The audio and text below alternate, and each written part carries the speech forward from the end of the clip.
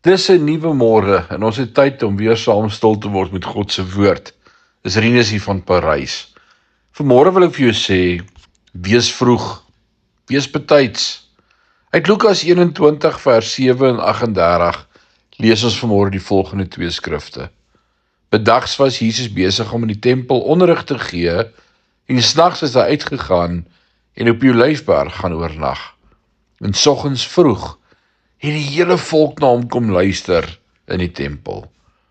Ek kan so maklik in die sorge van die lewe ingesuig word, vasgevang deur die dinge van hierdie wêreld.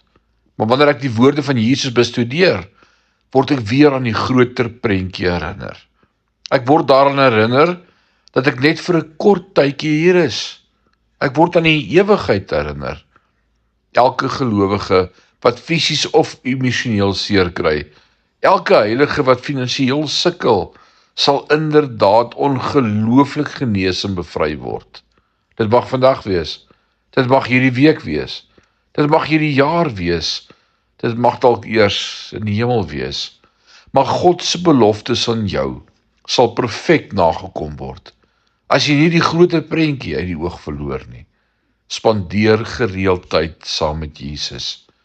Wees soos die in ons teks.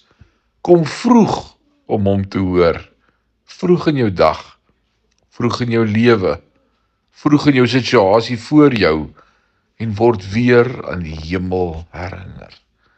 Mag die Here jou tasbaar seën in hierdie dag. Amen.